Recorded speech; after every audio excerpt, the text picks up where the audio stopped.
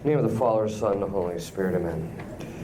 Hail Mary, full of grace, the Lord is with thee. Blessed art thou amongst women, and blessed is the fruit of thy womb, Jesus. Holy Mary, Mother of God, pray for us sinners now and at the hour of our death. Amen. Our Lady of Akita, pray for us. In the name of the Father, Son, and the Holy Spirit, amen. Okay, question and answer. It's on. One question is, how do we help guide youth, especially to make the transition from the church being their family's religion to really owning it for themselves? What are some of the ways we can help them, especially in the world, even if they're homeschooled, they're just saturated, they still get a lot of the world. Yeah. So the question is how do you make that transition, help the young adults make the transition from being a family religion to them appropriating it ultimately themselves? And the principal way that that is done is through a consistent prayer life. Part of it has to do with the fact that by consistent prayer life I mean of the family, and especially the father, when they see the fathers doing it regularly, and then they're brought to do it regularly. It should not be onerous. I pray 3 to 4 hours a day, and I'm in the habit of it, so it's pretty easy, kind of like it. It gives me an excuse not to work. But the point being is that it's really through the prayer life and having them lead it, but also in explaining the Catholic faith, it's not just enough to tell them do this, do that, or this is wrong, or this is morally sinful. You have to show them the why. Once they know the why of it, and if they're praying regularly and receiving the sacraments or getting the confession regularly, that will help. The other thing is, and I say this as an exorcist, is saying binding prayers to keep any demons from causing them to go off the rails. Because that's very often what happens, is there's always one in a family where the demons get to them and they're off. So saying binding prayers against any demons that would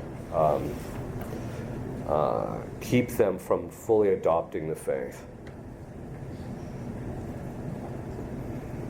Hey, Father, thank you so much for coming and being with us.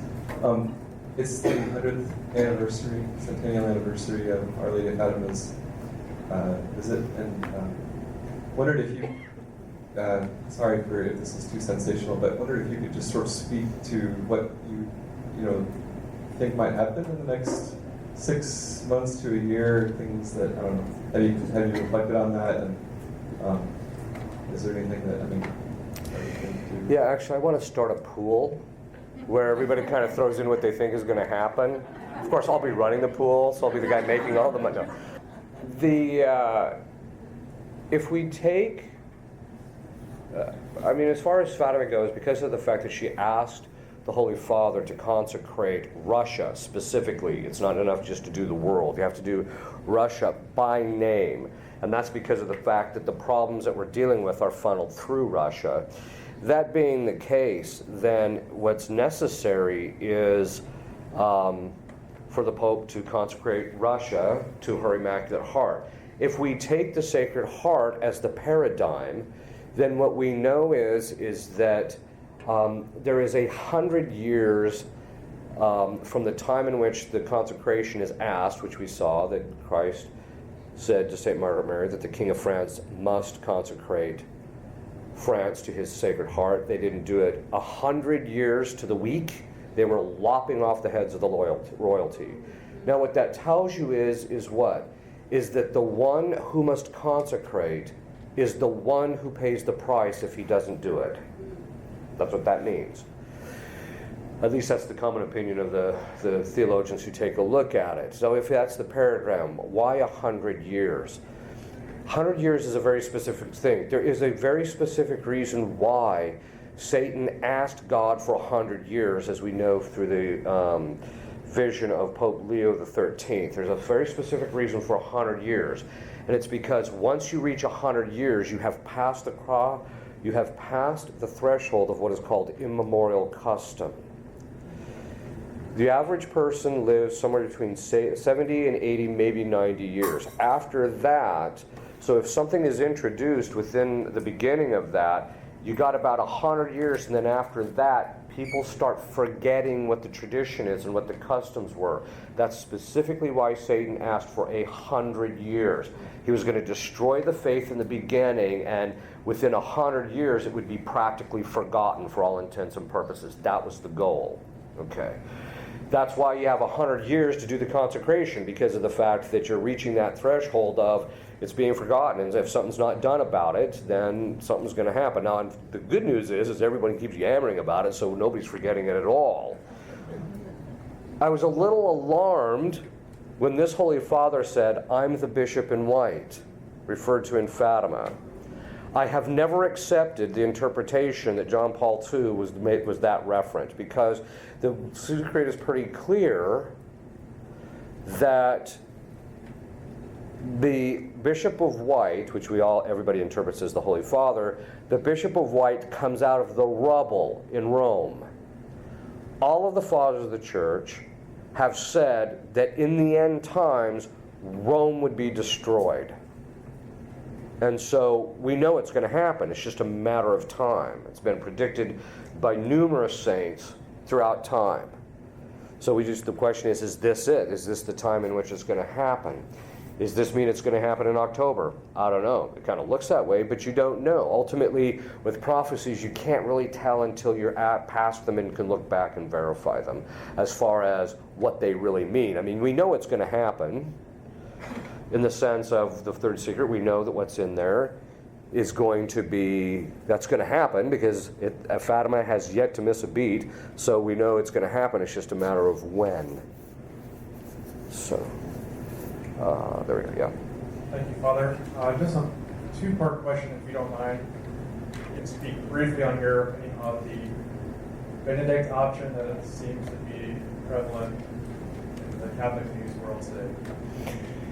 Well, first I'm going to ask you for what your definition of the Benedict option is. I believe it would be the idea, like we see in places like Clear Creek, Oklahoma, where Yeah. people are moving together around a monastery or moving Right. together. As far as the Benedict option, I think the idea is a good one, especially in a certain sense that we are kind of entering into, or we could easily be entering into, if there is a kind of major chastisement, it's a kind of a dark age of a sort where things are going to be very difficult for a little while. My only concern about it is that the manner in which they are trying to do it now is in direct inversion into the way in which it was done in the medieval period. In the medieval period, the monasteries were started. The monasteries had large tracts of land. As a result of that, they hired and were the economic center for everybody as well. Most of these places, like at Clear Creek, even though I have a great love for the monks and have a great appreciation for what they're doing, they're not an economic center or powerhouse, so a lot of people are having a hard time finding jobs there. So there's that, and it's something historically always grew organically. So the monastery would set up, and then people weren't invited. They just came organically, and it grew. But what's happening now is in fact, I was talking to a friend of mine. He says, "Oh, great, you guys are moving out to Colorado." He said, "Hey, what about buying a piece of land, and then a bunch of lay people can buy around that, and we'll start this Catholic commune, and you can be the head of it." And I'm like, dude, I don't know what you're smoking. I mean, this is Colorado, but I don't know what you're smoking.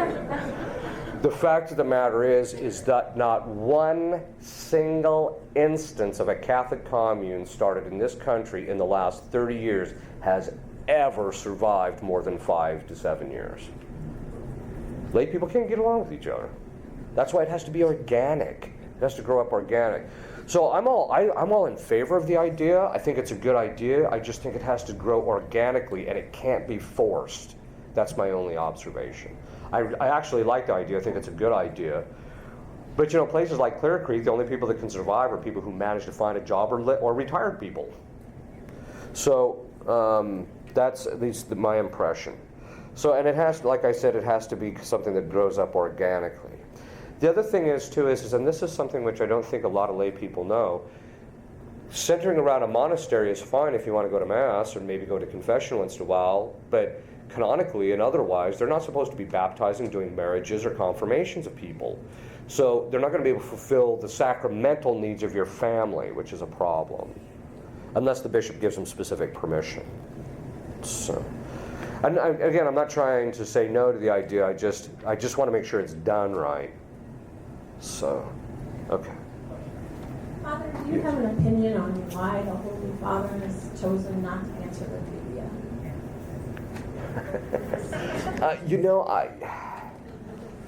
It would be pure speculation, quite frankly. I think the reason he doesn't want to answer let me put it to you this way. The reason I think he doesn't want to answer the dubia is a very convoluted canonical answer, which would probably take about 20 minutes to explain. So,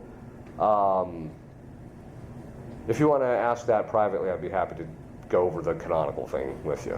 So.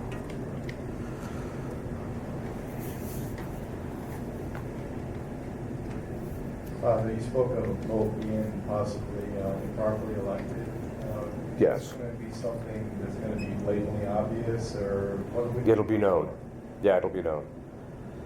It just means, okay, a lot of people say that he's not the true pope, he's not a valid pope. Oh, no. Actually, the canonical process that Francis appears to be talking about doesn't touch on validity, because he says the man will be raised to the office. All that's required for someone to assume the office of the papacy is the recognition of the cardinals worldwide that he is the pope. That's it. Boom. Then he's pope. So the mechanism of the election or something like that is all secondary, and it's that that's going to be the problem. There's going to be some canonical problem with his election. That's what it appears to be, anyway, or some other thing like that. Yes. Hi, Father. My question is in regard to a few signs in the sky that are coming up. The first is the solar eclipse on August 21st, 2017. I recently read that it's believed by scholars that the sign that partly converted the Ninevites because of Job's warning is also a total solar eclipse that occurred at that time. Right. There's also a total solar eclipse that occurred in Eastern Europe on August 21st, 1914, right before World War I began. So I just had a question in regard to the one that's going to occur over the United States, and also about the constellation of Virgo, which is going to appear on September 23rd, 2017. And you said that it resembles the image of Our Lady in Revelations 12. Right. I was just wondering if you had any connection between those two signs in the sky, if they could indicate anything. Not any more than you did. Other than some scholars think that this is a sign that we're headed for some significant events in human history. What those will be, we don't know ultimately. I mean, it's probably the chastisement, but who knows? You know. So to answer your question, yeah, I mean there can be. I think there is something to that. How much though I would put in it? I think I'd watch other stuff more. Does that make sense? So. My question is regarding the virtue of fasting. I understand the frequency that the church prescribes is not adequate to perfect that virtue, but is the intensity adequate to acquire that virtue of fasting? And regarding other acquired virtues, what is a good work you would recommend for as a guide to attaining them? If it's a virtue, a moral virtue, which it is, it means that it has to be something done on a regular basis. And by regular basis probably means once or twice a week, frankly. The Church's fasting rule of 1 full meal and 2 that don't equal a full meal, I think, is a beginning for most people. I know women who don't even eat half that, so I don't know if that's necessarily going to be enough. So that means, though, of course, as the moralists say, that a virtue is a mean relative to the individual. So some people who fast can fast much more rigorously without it affecting their health, while others don't. So it just depends on the individual. And usually I recommend people start out with the Church's fasting rule and start doing it on Wednesdays and Fridays. Just do it regularly. Then, if you think it should be increased, either talk to your pastor or spiritual director to tighten it up a little bit. I'm a little reluctant to tell people to just on your own start doing more, only because I have dealt with people who overdid it. So Some people need to be moderated in their zeal for their spiritual life. Okay. Yes? So you mentioned the chastisement, and you also mentioned that it's a good idea to have food on hand. But what happens, what would the moral principles be with regard to if you have food and other people do not? It depends. The moralists generally say that your surplus is not your own. So let's just say, for the sake of argument, it became clear within 6 weeks the food supply would start to return, and you're standing on 10 months supply or a year's supply, and people are starving. You can't hold on to your food. You've got to start helping other people. On the other hand, in fact, it's kind of funny because one priest said, he says, I got this food, but I know I'll be starving in a week, so I'll be giving it to everybody. Okay. So in other words, from your surplus, you have an obligation to dispense the surplus according to prudence. From that which is not your surplus, you're not obligated, but you're permitted to out of charity. Generally speaking, heads of family should not do so except insofar as it's not going to take away from the survival of their own family. Those are the general principles. On the blessed holy water, are you able to add water on top of that? Yes. As long as you don't add more than 50%. So I tell people, because there's always somebody who gets it down to like 50 and they're not real sure, and the Father added is that, okay, look, once it gets down about a third, you can just add water, and then it retains its blessing. One thing I do tell people, though, is about once a year you should still be refreshing it, or on regular intervals you should be refreshing it. You can also do the same thing with oil. Obviously not salt because it's a discrete unit, but you can do it with oil as well. Yes. Father, what does the purple scapula do? And in terms of protection, what does it not do? And how do you reconcile, let's say, the upcoming chastisement with Jesus' most prominent word, do not be afraid? Yeah, I'm not afraid of it. I mean, I'm either going to be dead or I'll be hopefully being purified through the process. So, and that's the whole point about the fear, is that you shouldn't fear it in the sense of, if you're in the proper state, God will provide for you. And if He's not, then it'll still be a purification process.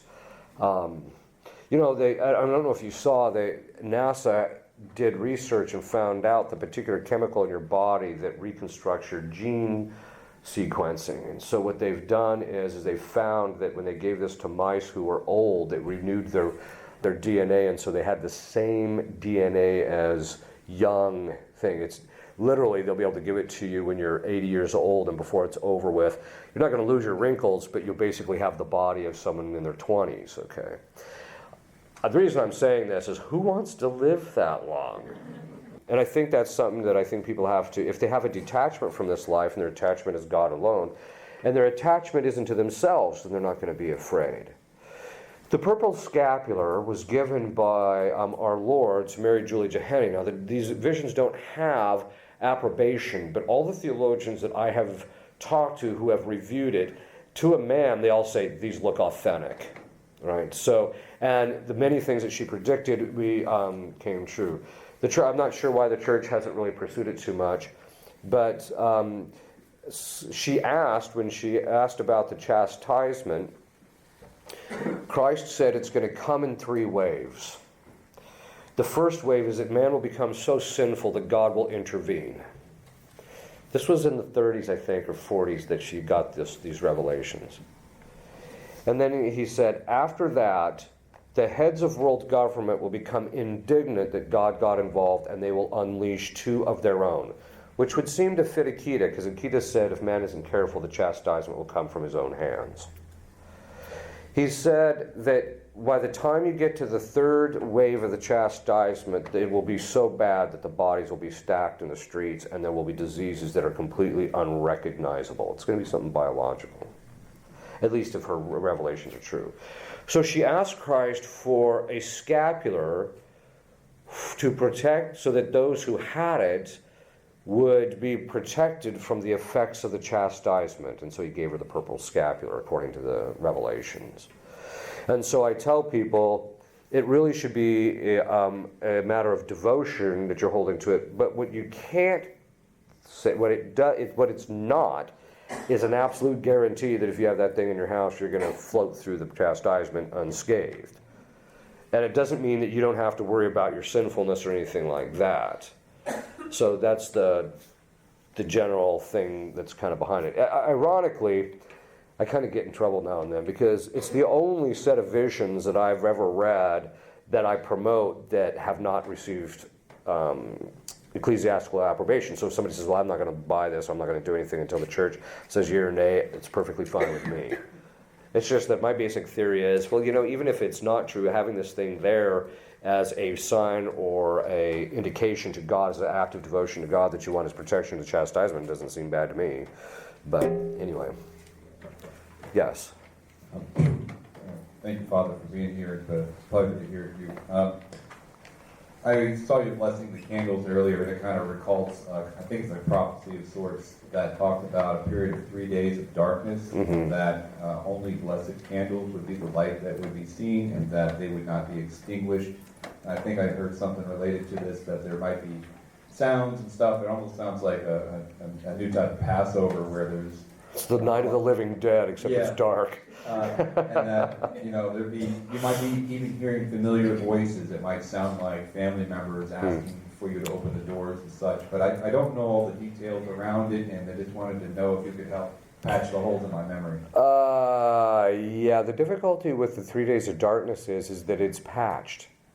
In other words, different saints or different people have said different things about it, right?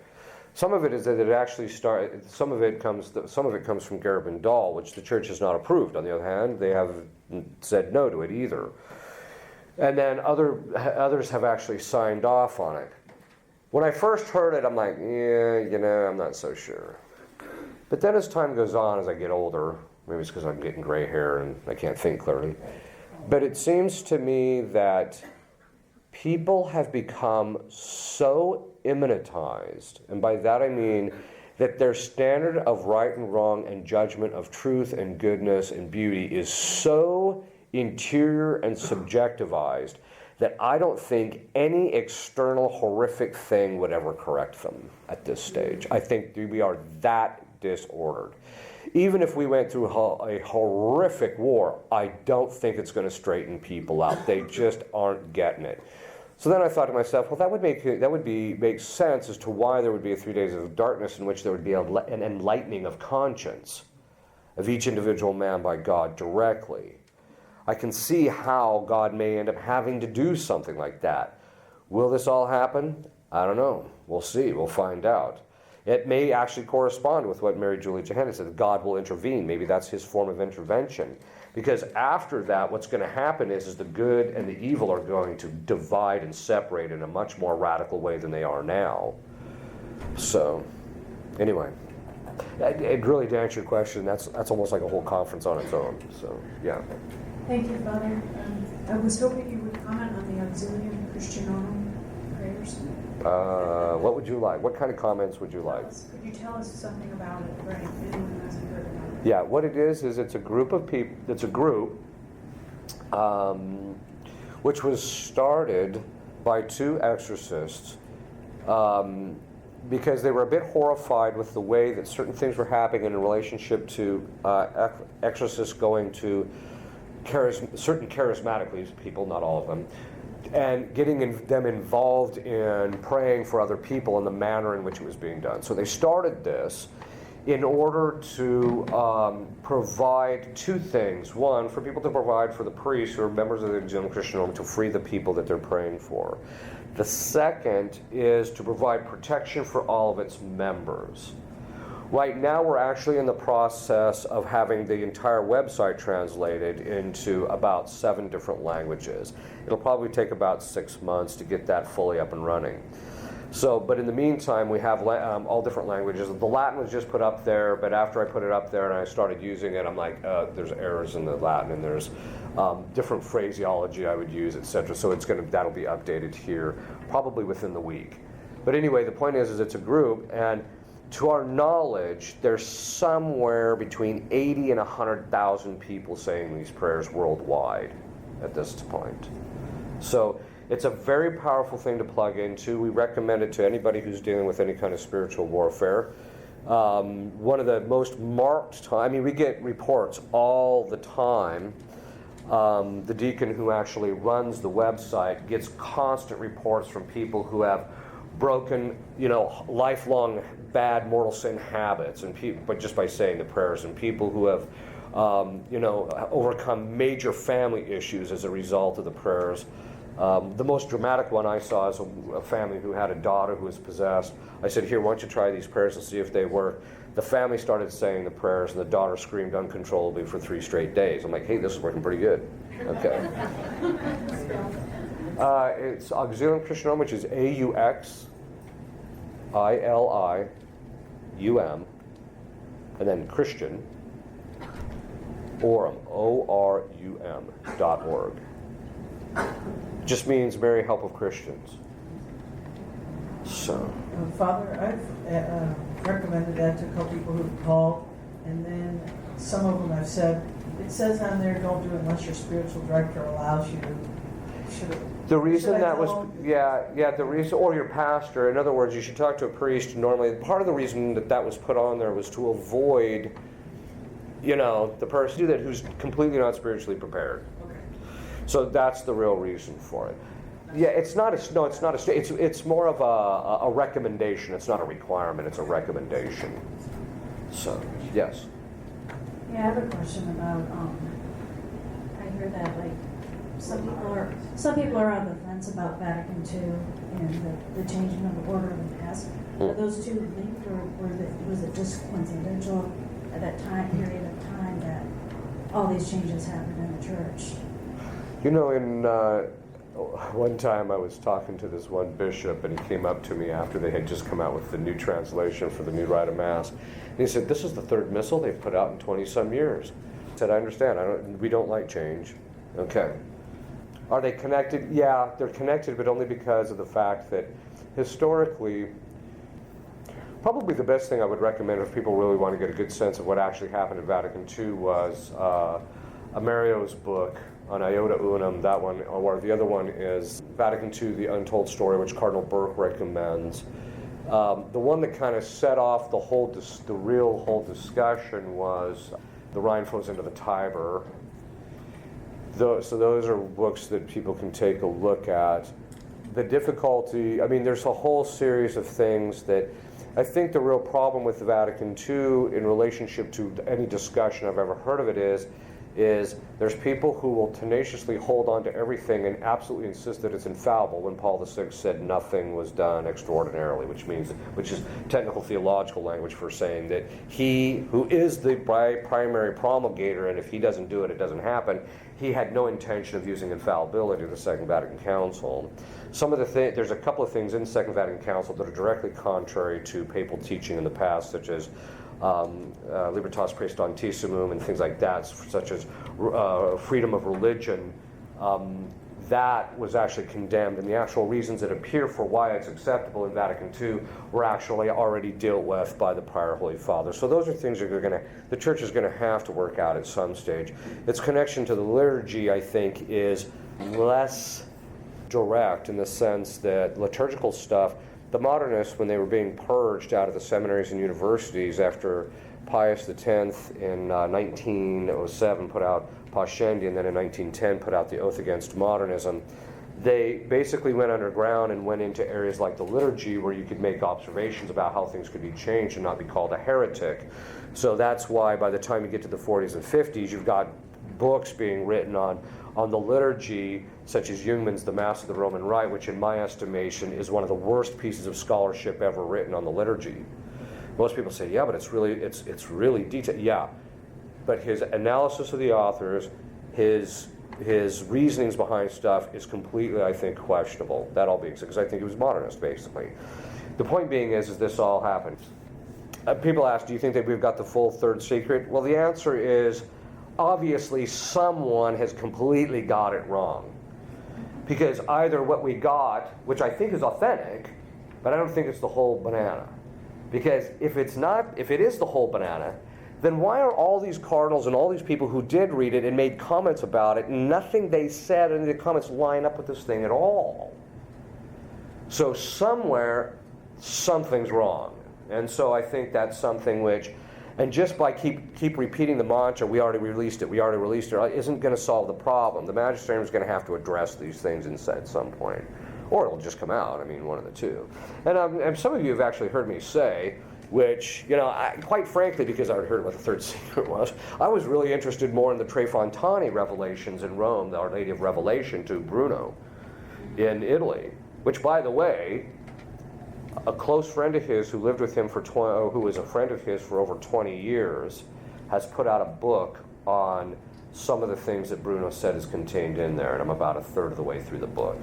Most of it is pretty much straightforward Fatima stuff. Pray the Rosary, man is going to become sinful, you got to do penance, things like that. But there's other parts of it that I'm waiting to get to. So, anyway. And that revelation, and he recounts it in this book. I'm hoping it gets translated into English, but I can read the Italian, so it's not that big of a deal. But in that book, he talks about how after Pius XII read it, it was sealed, and boom, nobody's read it since. So, there it is. If I were Pope, first thing I'd see is bring that little puppy over here. All right. Anyway. Father, what do you see coming now with the priests that are being formed or recently formed and their education in seminary? What are we to expect coming in this generation as the older ones leave and this group is coming in? What do you think? Well, I think the general perception is that it's improving. I mean, there's some of the guys coming out are pretty solid, actually. My concern is that they got a decent formation, but there's gaps. But that would be true of anybody at any period in history. Which I'm convinced that as time goes on, they'll fill in those gaps. So I think that a lot of the guys come out. You also have to remember, though, that there's some seminaries that are still as bad as they were 25 years ago. So there's always going to be a certain percentage of that. But generally, the number of the clergy, the newer clergy coming out, are generally better than their counterparts, say, 40 years ago. The guys that are the older guys are all, not all of them, of course, but a lot of the older clergy are either embittered or worried that all the changes that they made will be undone. And I was saying this when I was first ordained. I said, these guys are going to get draconian and it's going to be really ugly before it gets over with. And I'm hoping I'm wrong. But, and then a few years later, I read an article by Richard McBride who was saying that very thing. This is a catastrophe. We've got to do something to clamp down on this and get this straightened out, or impose the changes. I love this. Impose the changes and make them permanent. Well, first of all, if it's something that's changeable, by definition, it's not necessarily permanent. So if they try and impose it, the next guy can just come in and clean house, right? Like we saw with all the executive orders in the last 2 months. So, so I think that I think it's generally going to improve, but the problem is that just about the time the clergy are slowly getting their act together. I think overall, too, liturgically, it's a bit better, generally.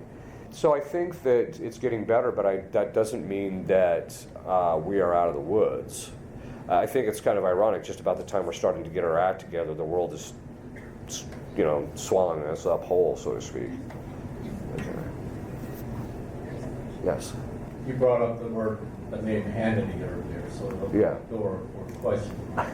And it doesn't involve him, but something like him, Jewish talk show host. And I've been really listening to him lately and learned something I really didn't realize is basically how our society has been indoctrinated by the left. Right. Influenced by Marxism, socialism, and whatnot. And it concerns me because I never knew that, but I do recall you talking about in past conferences about in the church how at one time, what was her name, Bella Dodd? Bella Dodd, yeah. How she, head of the Communist Party, infiltrated America, testified before Congress, and said she placed 1,000 or something of seminarians, communist seminarians, seminaries into the Catholic Church. Yeah. All right, so you have this indoctrination that's happening on the government secular end, and then you have what seems to be an indoctrination in the church. And Right.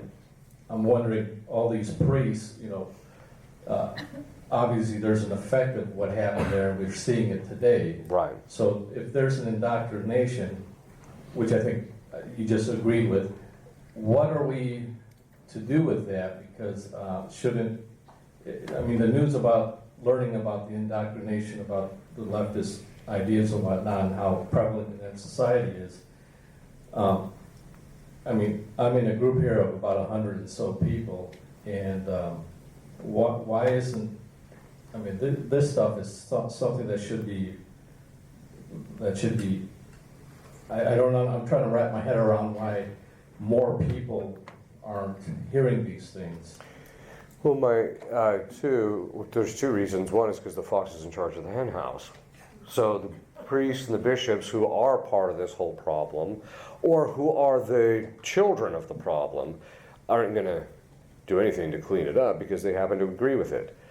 But I think the other side of it is the fact that this is all stuff that was done, in secrecy and pulled off. That doesn't even include the literal thousands of Freemasons, too, that infiltrated the church.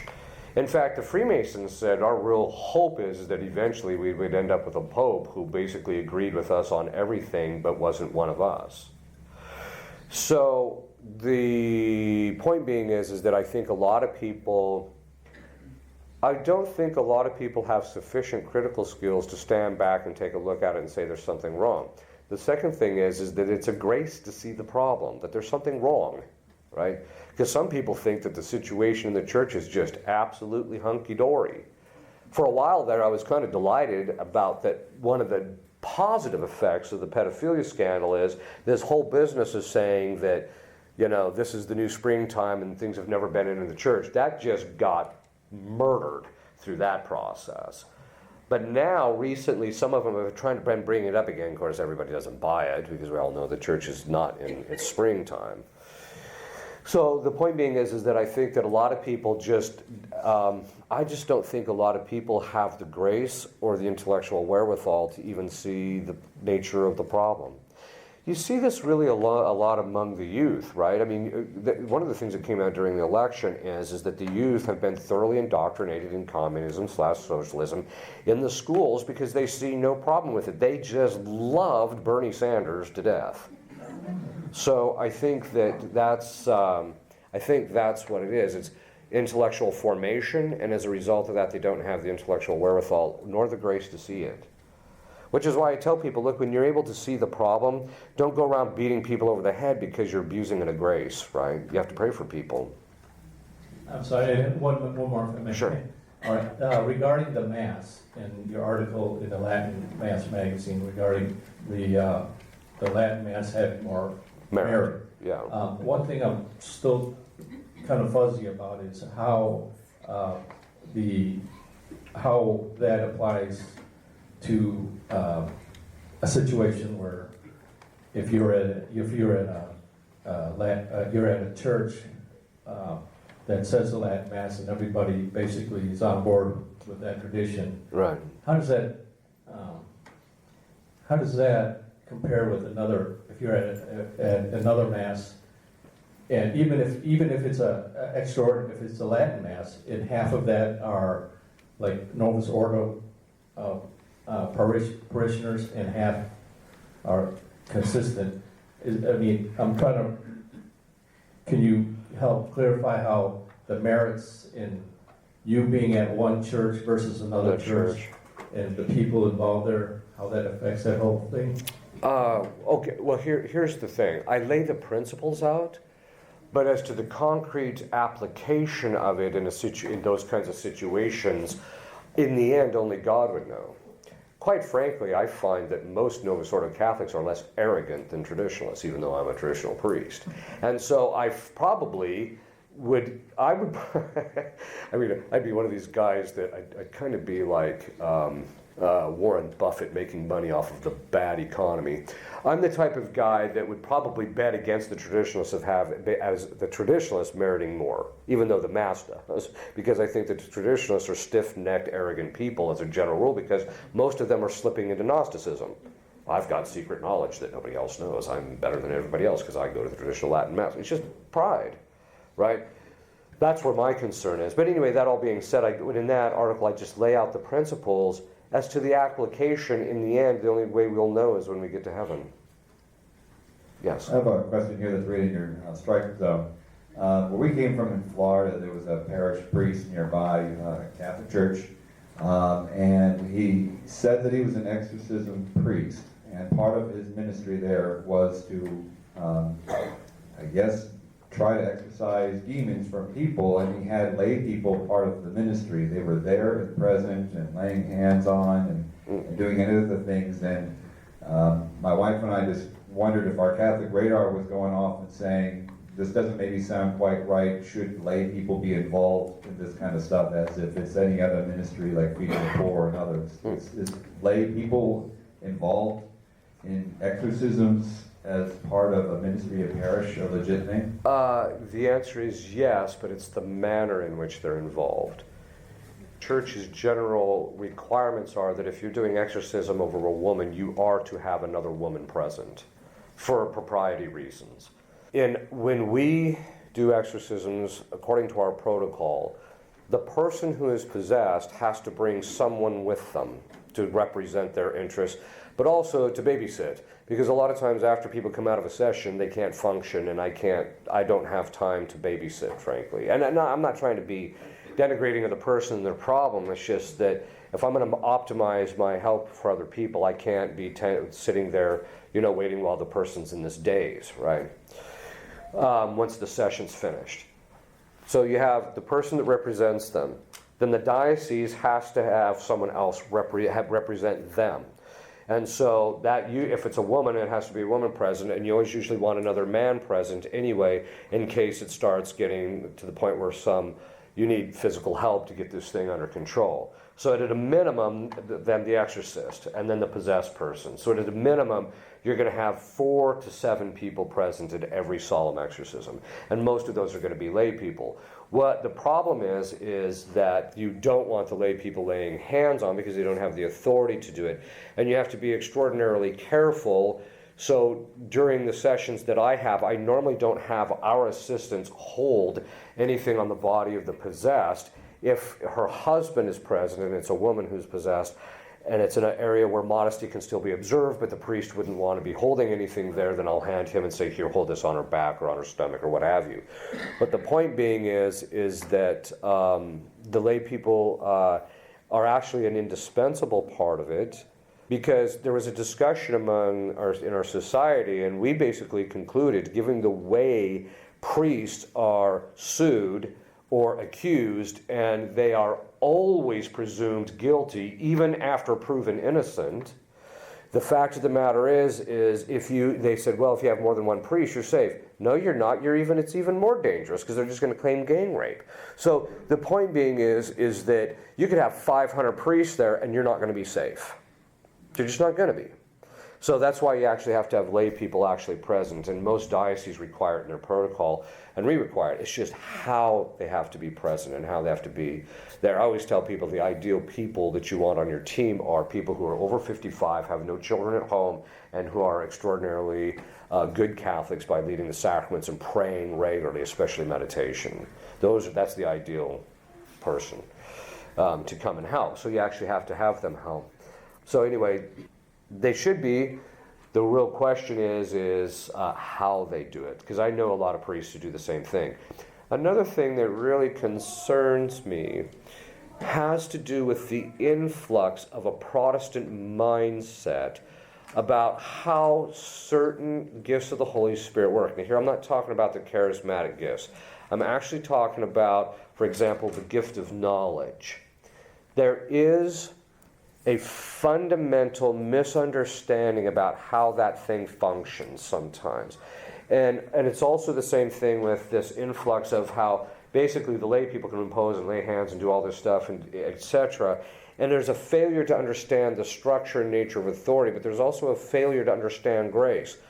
Father McLucas, who's a good friend of mine who ran the Latin Mass magazine for a number of years, kept asking me to write something on grace because of the fact that the theology of grace has absolutely collapsed in the Catholic Church.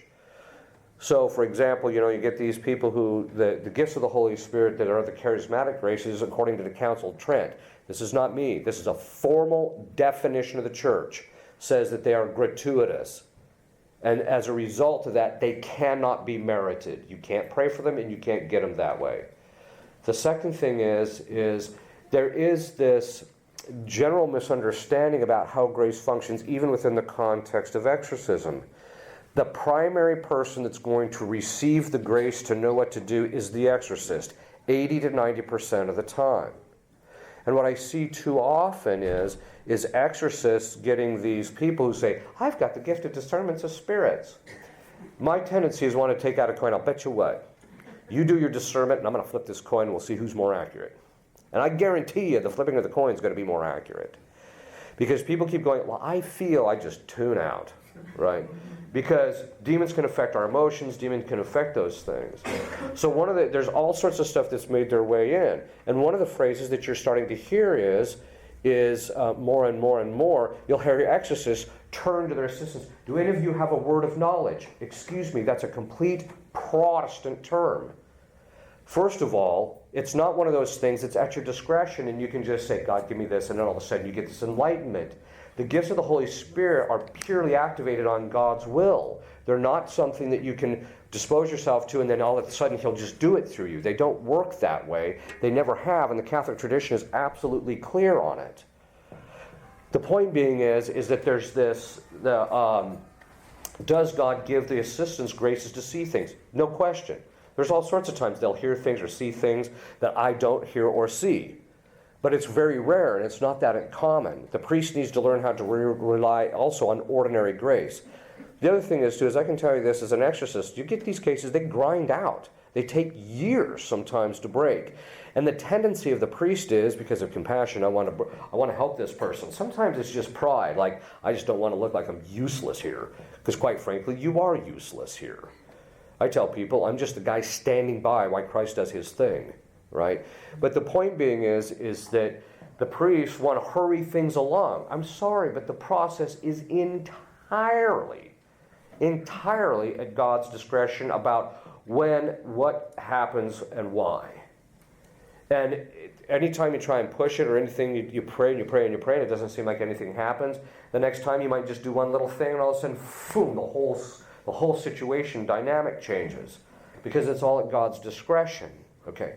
That being said, what's happening is that the involvement of the lay people is a failure to ultimately understand the nature of the priesthood and the nature of grace.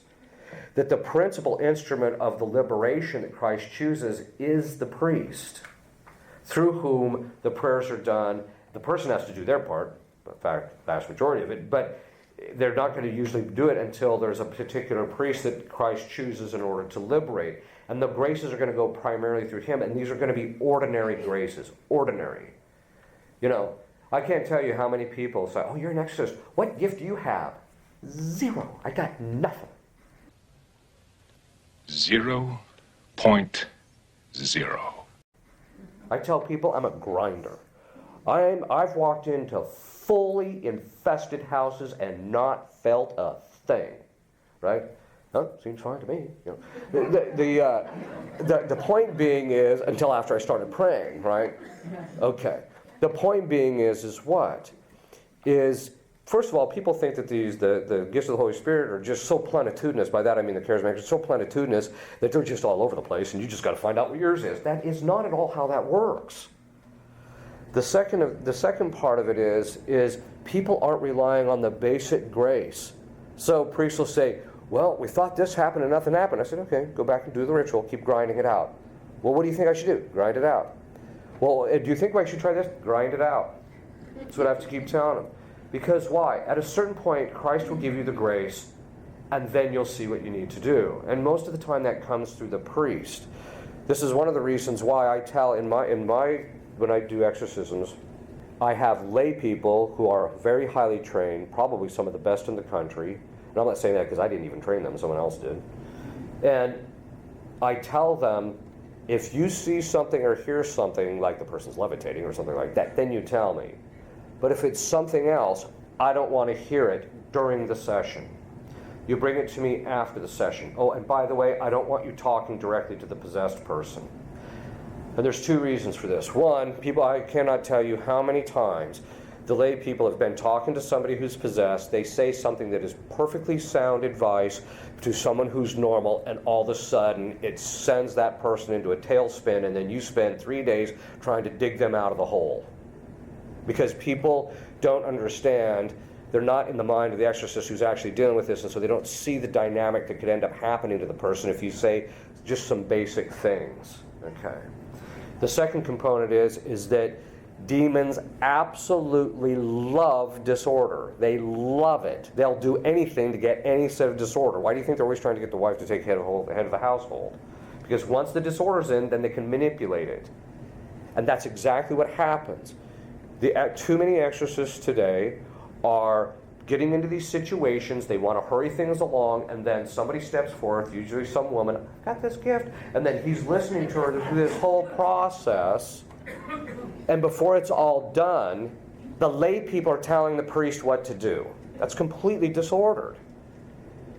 So that's why I tell them, bring it to me, I'll assess it to see if it's actually true or not, and we'll bring it up in the next session. My experience is that usually they just confirm something or tell me additional knowledge, but it's not going to change what I would have done anyway. And that's why I'm just a little nervous about how they're forming the priests. I'm kind of a persona non grata. I teach at the School for Exorcists in the country, and I'm kind of this persona non grata because I'm constantly trying to follow right order. And too many priests just want to get it done, right? They're too busy. I just want to get this done. Anyway. I didn't mean to go off on that tangent, or maybe I did. Yes. My Father, thank you for coming. My question is also related to the occult, and if you're unfortunate, as I am, to know of someone who practices witchcraftery, and they were to send you a curse, could that affect you? And I know I've been told if you're in a state of grace, which in our sinful natures, it's almost impossible to be like that all the time, 24/7. They say you wouldn't be a touch. So I guess my question is to you, can it affect you, and what are some ways to be protected? Yeah, if you are in the state of grace, your odds of becoming possessed or affected. You might get oppressed pretty easily, even if you're in the state of grace. But it's unlikely though if you're in the state of grace. It's just that there's not going to be that much. It's just not going to happen that often. You can say prayers to keep yourself protected. Another thing which I've actually been doing for Donald Trump, I don't know if you saw, that these white witches are doing their white witchcraft to get him out of office, right?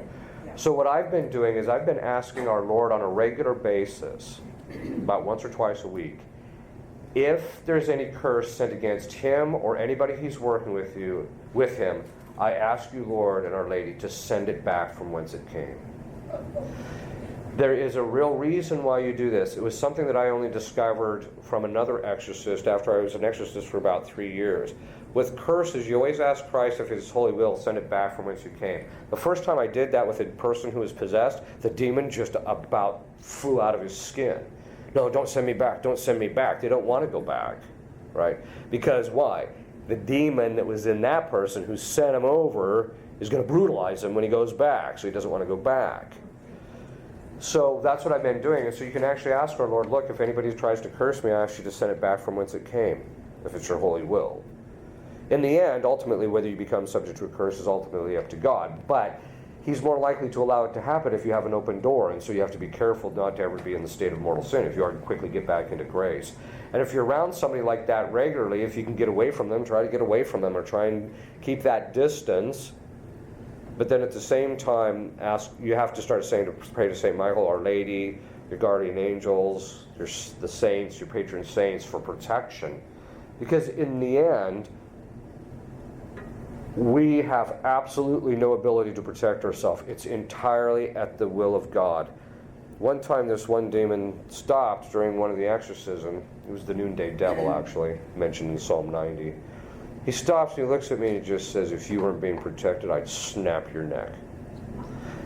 So I'm thinking to myself, hey, that's pretty cool, I'm being protected. You know? It didn't even faze me about him. I was just like, that's cool. I'm like, yeah. And I know the fact that there are times that I'm being protected during exorcism. It's the same thing with us. You have to just pray that Our Lady and our Lord protect you. And then you're less and stay under that protection. Stay under the authority structure of the church, your family structure, your superiors, if you're religious, what have you. Staying under that authority structure is going to keep you protected.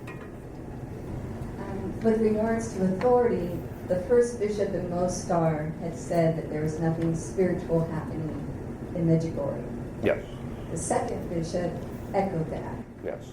Is this recent So did the third. announcement that this panel has now declared that the first 7 apparitions were authentic? Is this just another example of what Our Lady at Akita said about bishop against bishop and denying them the authority?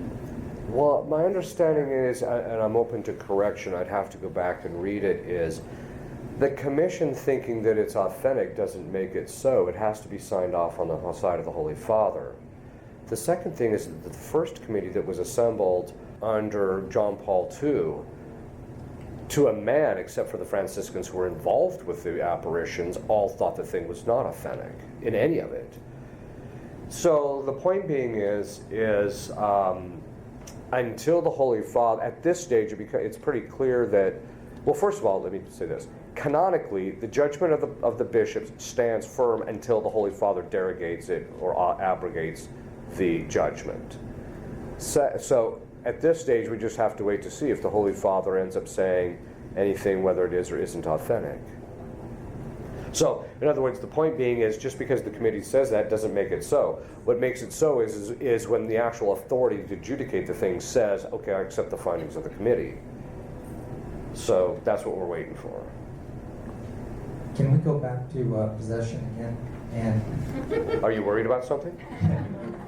How does one assess whether it's demon possession or possibly mental health? Or that's a whole. Actually, there's conferences of mine. I already done it. It's on the internet. I'll say that's what I want your next retreat to be on. The whole thing. Work on that. Yeah, but actually, I have done that. It's on the internet. If you're a priest, you can actually get the conferences that I gave to the School of Exorcists. There's 9 hours where I talk about how you discern that. So, any other questions? Somebody hasn't asked a question yet. Oh, right, here we go. I don't think she has. Just talk about Freemasonry in the beginning. Yeah. Is there a connection between Judaism and Freemasonry?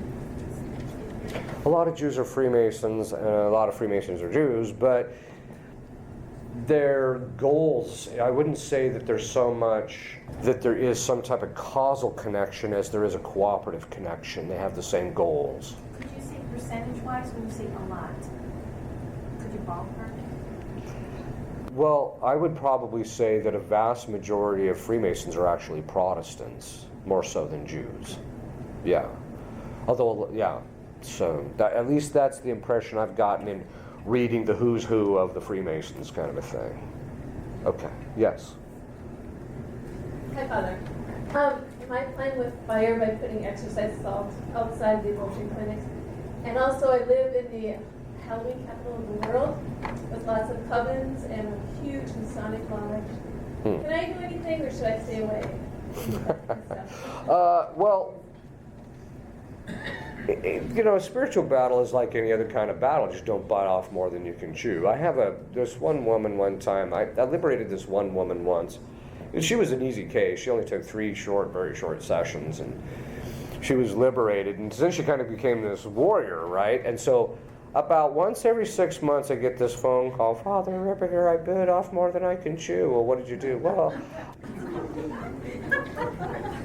probably my recommendation would be not to put it on their property, but to simply, if it was a priest, I would say go ahead and do it. But for a layman, I would say no. I mean, but you could use it to, like, put around you to keep yourself protected while you're praying, etc.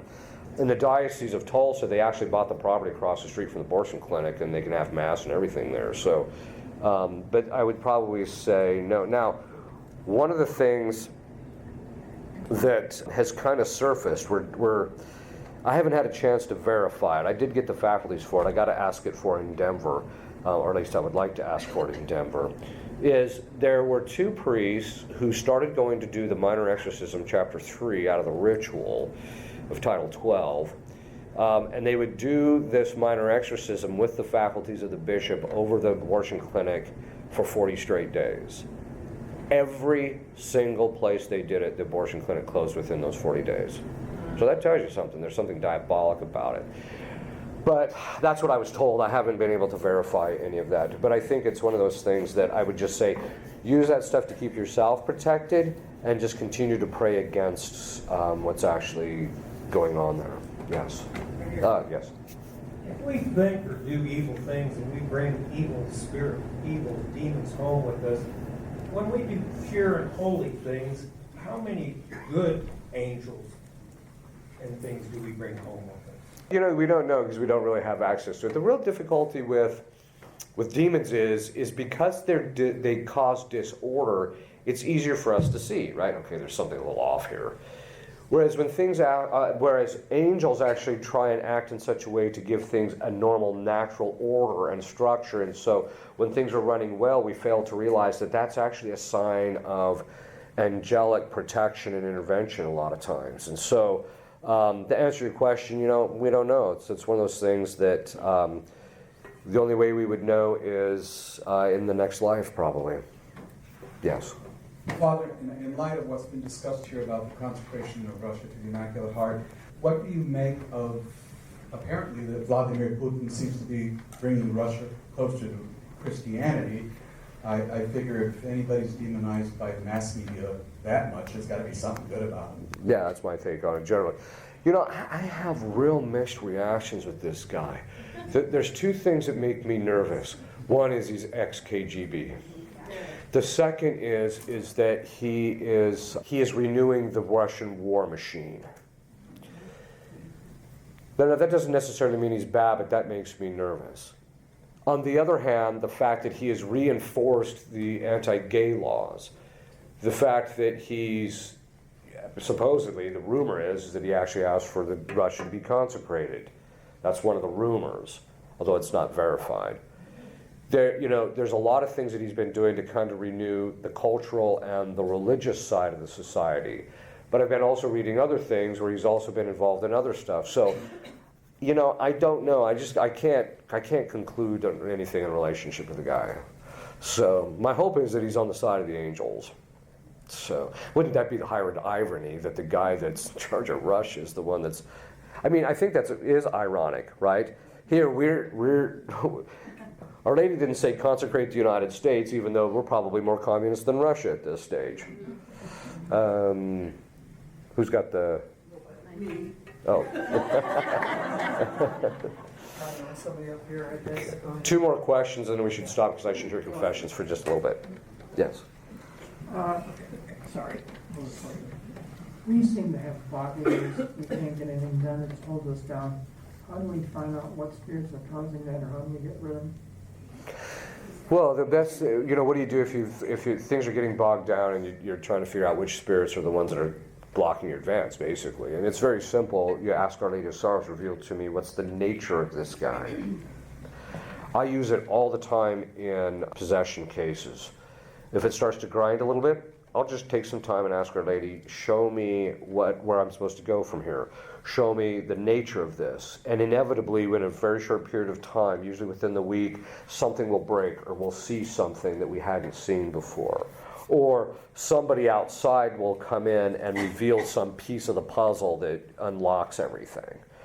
So Our Lady of Sorrows, specifically under that title, because of the fact that St. Simeon said to her, your soul shall be pierced at the hearts of many will be laid bare, which means she can reveal hidden things. And so that's why you want to ask her specifically. Yes. You just mentioned sprinkling black salt around yourself for protection. Yeah. Is it because you're sprinkling it on the ground that that's okay? Yeah. Because I was cautioned not to sprinkle it, for example, in a hotel room for fear it would be vacuumed up. Does that apply in the house as well? Yeah, it's funny. Most of the theologians and most of the stuff that I've read doesn't warn against that. There's always going to be a certain amount of that, I think. The other thing is that's not your intention. I mean, it's one thing if you're throwing it on the ground and vacuuming it up. It's another thing if you're just sprinkling it around the edges so that you're getting some kind of a protection from it. So one of the things I've gotten recently, one exorcist taught me, said, if you got people who have a problem on their land, tell them to go out and buy 4 salt licks, you exorcise them, and they bury the salt licks, and it lasts forever. Right? I thought, that's a pretty good idea. Yeah. So we can sprinkle less salt in our homes? Yes, you can. Yeah, in fact, people do it somewhat regularly, actually. Thank you. Okay. If you'll kneel, I'll give you a blessing.